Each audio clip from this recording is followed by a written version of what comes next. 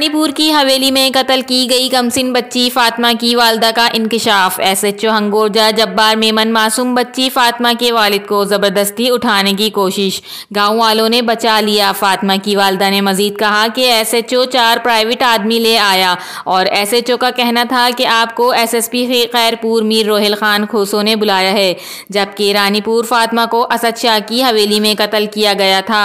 Reporter Shamaila मंगी, Ranipur, CCN news.